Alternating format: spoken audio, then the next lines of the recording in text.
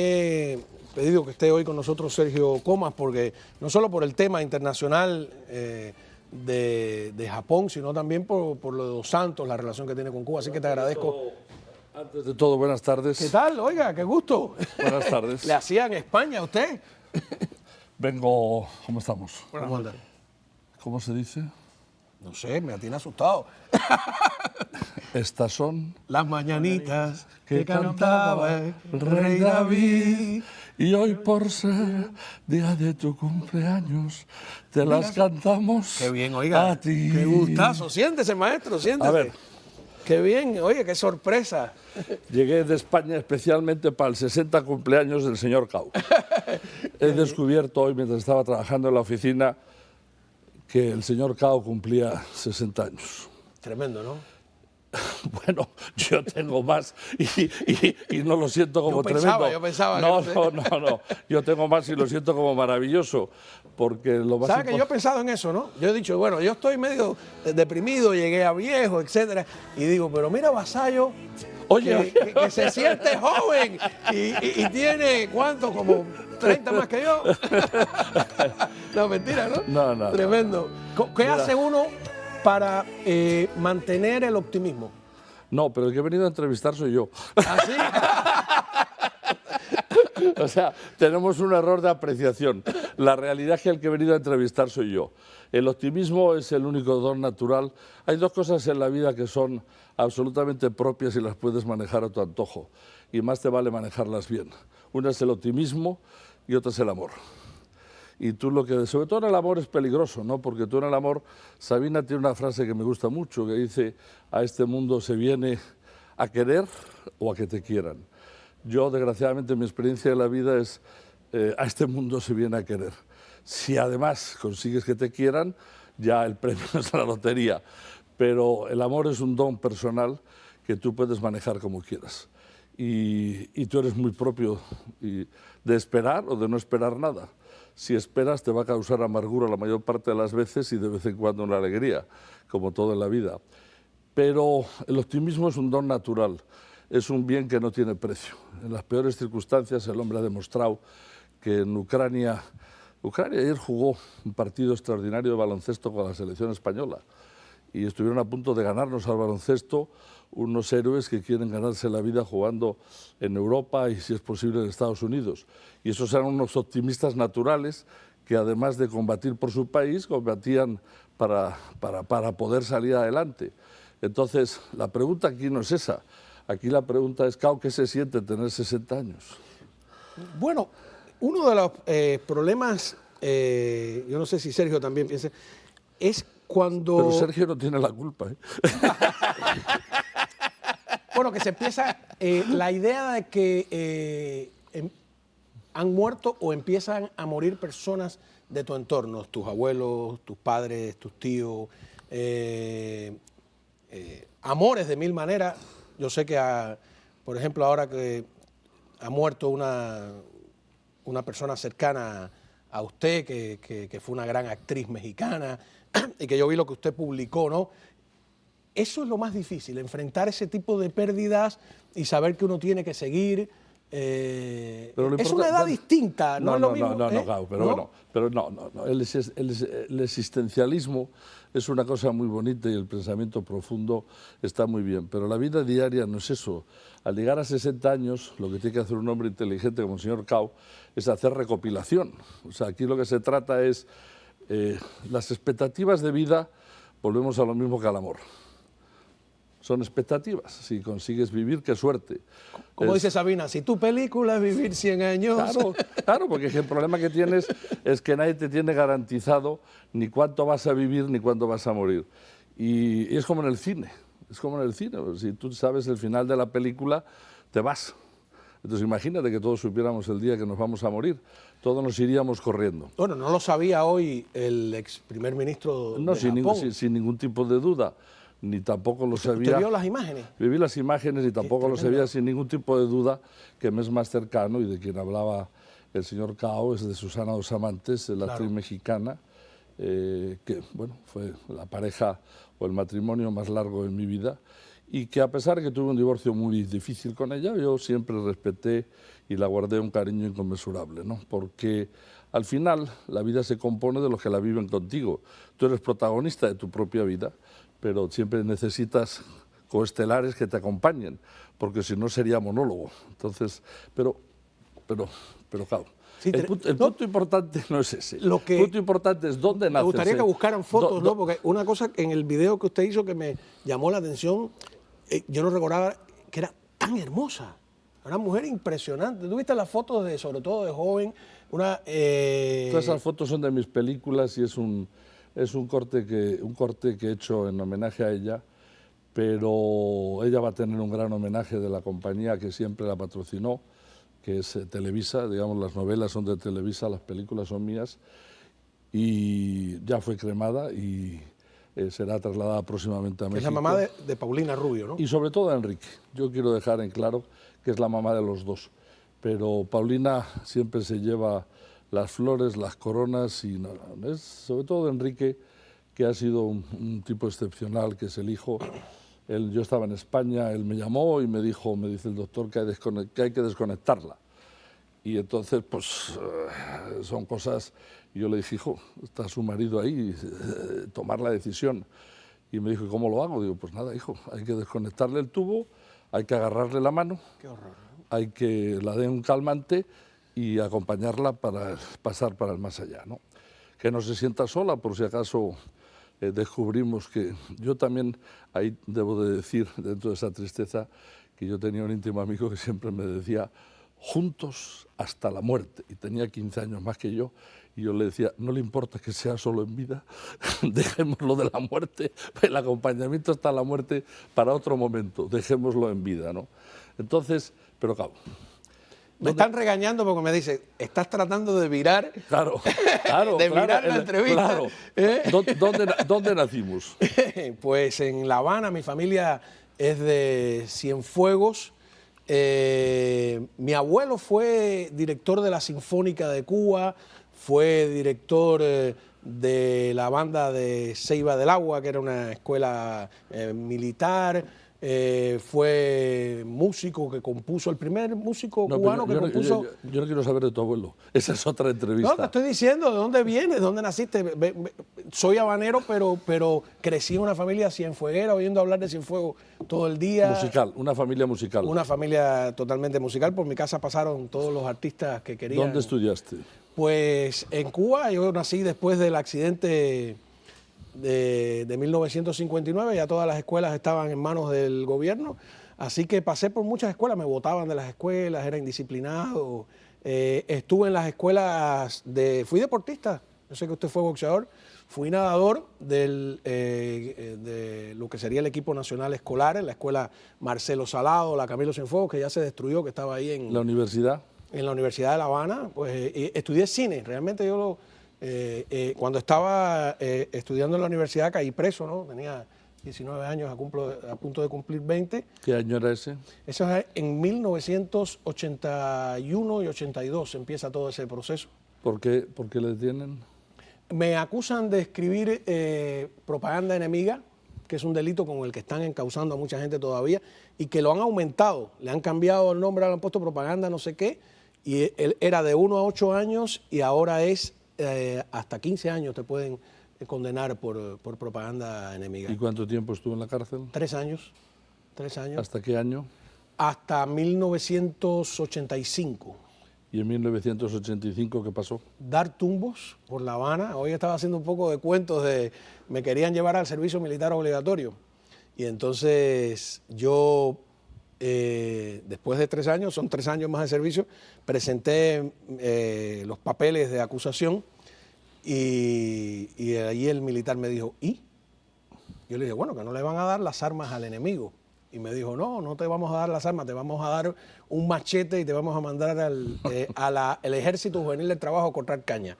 Y yo estuve a punto de decirle, bueno, con un machete Maceo y Máximo Gómez pero no era buena pelearon. idea. Y me quedé callado porque dije, no, me van a mandar de verdad a cortar caña. Y así me tuvieron hasta que salía, mi familia fue la que me dijo, porque yo había integrado el Comité Cubano Pro Derechos Humanos con Ricardo Bofil, con Elizardo Sánchez Santa Cruz, que está ahora aquí en Miami, a quien había conocido en la cárcel, y pararon a mi madre un día en la calle y le dijeron, si sigue, lo volvemos a meter preso. Entonces, ya la familia se asustó, llamaron a mi tío, que vive en Los Ángeles todavía, consiguieron una visa por Panamá, había un tráfico como el de ahora, y Más barato.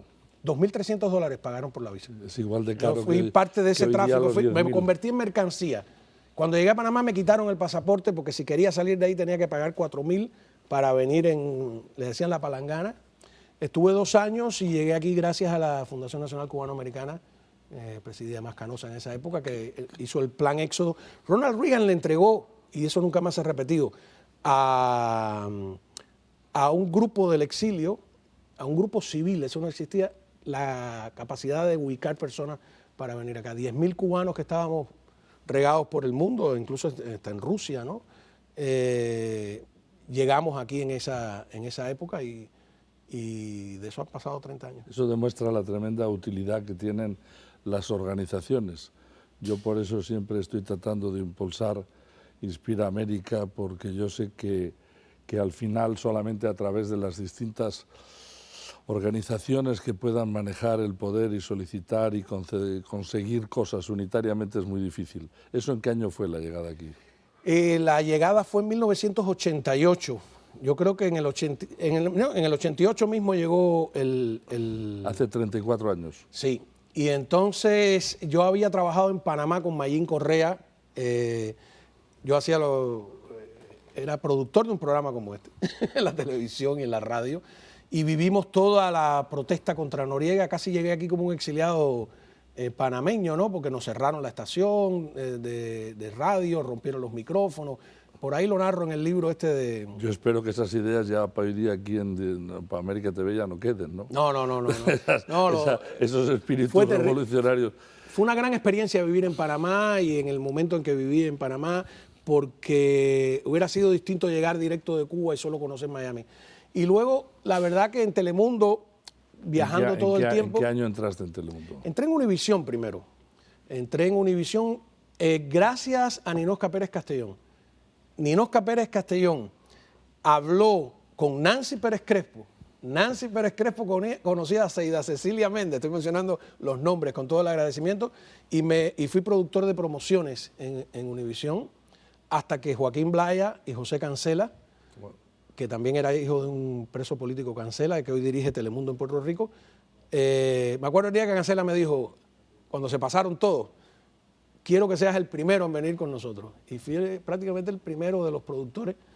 Pero vino el huracán Andrew, que arrasó, y salimos a reportar, camarógrafos, productores, y entonces cuando me vieron reportando, me dijeron, no te quedas de reportero.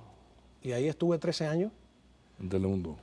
Ajá, y... ¿Como reportero o como anchor también? No, como reportero me encantaba, porque además era distinto, porque viajaba muchísimo, y mi idea fue, y Cancela me apoyó en ello, desde aquí se hace mucho periodismo anticastrista en Miami. Vamos a buscar a los funcionarios castristas que salen por el mundo y a enfrentarlos personalmente. Y entonces fue muy interesante porque, por ejemplo, cuando yo me enfrento con Roberto Robaina, que era el canciller castrista, o con Felipe Pérez Roque o con Carlos Laje, yo creo que era la primera vez que un exiliado cubano frente a frente, y después, bueno, pasó con Fidel Castro. Y también pasó con Fidel. Pero eso, Telemundo, ¿de qué año a qué año va? Del año 92 al año 2005, ¿no, Cosío? 2006. Enero del 2006. ¿Y en el 2006 qué pasa? Cosío me pone a viajar igual, me manda a pelearme con Hugo Chávez, con Daniel Ortega. ¿Pero desde dónde? ¿Desde qué plataforma? ¿Desde aquí? Ah. ¿Desde aquí? ¿En qué año entras aquí? En el 2006. En el 2006. Entonces Cosío es el que... Yo no quería ir. Hace 16 años. Sí. Ya. ¿Y llevas 16 años aquí? Sí. Y tienes el programa estelar de la cadena de Anchor. He echado canas aquí. Yo también. Yo también, pero todavía nos queda algo de pelo. Y una pregunta que yo creo que a todos los espectadores les va a interesar. ¿Cuántos años llevas casado? Pues desde de 1997. Desde 1997. ¿Cómo no? ¿Cómo se llama tu mujer? Pues Ela Pestano. Ella, yo, fíjate, a los que dicen que soy machista, le dije, no te quites el apellido. Me parece muy machista que que en Estados Unidos le quiten el apellido a las mujeres y ella orgullosamente se queda con su apellido italiano, ¿no? ¿Cuántos hijos tienes? 2 hijos gemelos. Yo aclaro que la señora Pestano también está involucrada en la política. Cómo no, trabajó 17 años para el Congreso Federal, 8 para el Condado y ahora está de nuevo en el Congreso Federal. Cuando estaba en el Congreso Federal trabajaba con Lincoln Díaz Balart. Cómo no, era la segunda jefa de la oficina de Lincoln Díaz Balart aquí en Miami, después de Ana. ¿Y tus hijos? Mis hijos están estudiando en FIU ahora y ya yo les pregunto de historia, saben más que yo. Hoy me dieron un recital sobre los partidos políticos de Japón, cómo estaban instituidos, de memoria. Espero que no sea en japonés. y una pregunta que yo hago, ¿tus padres? Bueno, mi madre murió justamente hace 2 años, con 90, mi padre murió en Cuba. ¿Dónde murió tu madre? Murió en mi casa, aquí. ¿Tu madre en qué año salió? Mi madre salió en el año 88 de Cuba, estuvo allí. 4 o 7 años después que tú. Pues ella era profesora universitaria, la expulsaron de la universidad, después trabajó en una escuela, Jesús Menéndez se llamaba, para obreros, y después trabajó en la escuela de bibliotecas y dio mucho tumbo porque decía Ricardo, y fue miembro del Comité de Derechos Humanos. Ricardo Bofill decía, el bravo no es él, la brava era la Ricardo Bofill es el cantante. No, ese es Luis Bofill. Ricardo Bofill es el fundador del Movimiento Pro Derechos Humanos en Cuba, que murió también lamentablemente hace poco. ¿Y tu mamá llegó a trabajar en el exilio? Mi madre no llegó a trabajar, ya llegó mayor aquí. Ya llegó mayor aquí para trabajar. Llegó al exilio. Se fue a Los Ángeles con su hermana y después dijo un día, no aguanto más temblores, y se quedó en mi casa hasta muchos años, sí. Bueno, yo le quiero decir al público que en 60 años se reduce una trayectoria que ustedes acaban de oír de lo que se llamaría un cubano ejemplar, trabajador, responsable, fiel a los ideales, siempre absolutamente tratando de esparcir el bien, la libertad. Lo pagó con la cárcel durante 3 años, no es fácil vivir 3 años en el Morro y sobrevivir a ella. Salió con la misma alegría que entró, cantando, escribiendo, escribe libros, es un gran cantante, toca la guitarra, es ameno, es entretenido y además es la estrella de A Fondo, que es la estrella de América TV, y todos los que aquí trabajamos y todos los que aquí damos todos los días lo mejor de nosotros mismos, empezando por todos los trabajadores del canal, le damos las gracias. No, yo soy el que le doy las gracias, porque yo le confieso que yo, y le he dicho eso a Miguel, tengo un problema con la autoridad, ¿no? Los que vivimos en Cuba, como la autoridad siempre nos aplastó.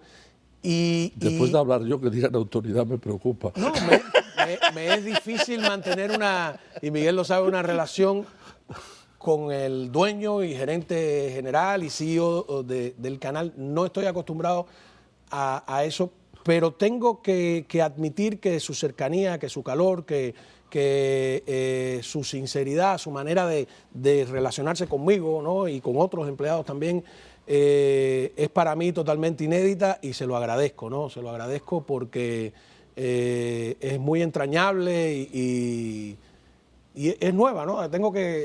Me cuesta procesarlo. Bueno, porque las compañías, Telemundo es una compañía importante, pero es una compañía sin identidad, sin personalidad. Da igual quién es el que esté al frente, al final el dueño se llama NBC, es una corporación americana.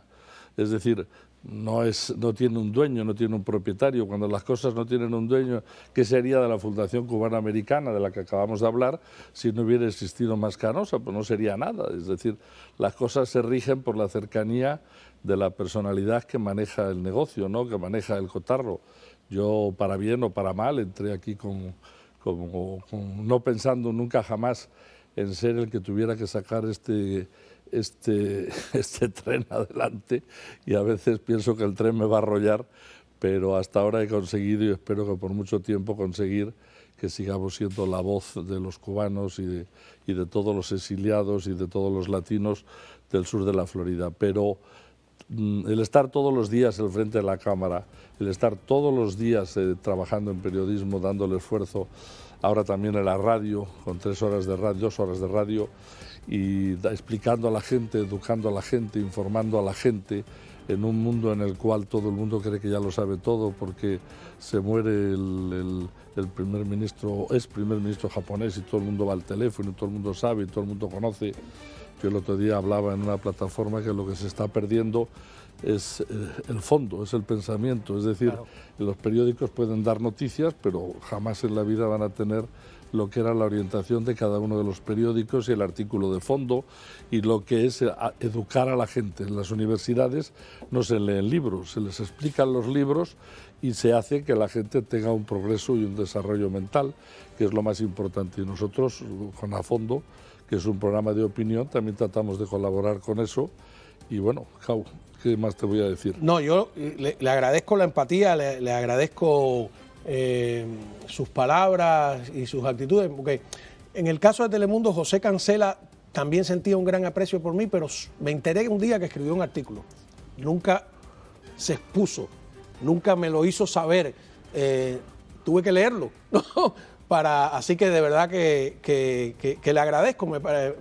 Yo también conocí a Cancela y me considero un amigo de él y se lo preguntar a él. Y me cae muy bien, es una persona sumamente... Pero es otro estilo. Agradable. Sí, sí. Yo creo que el hielo se funde más rápido que él. Claro, claro. Es otro estilo, ¿no? Además, pero, y gracias a mis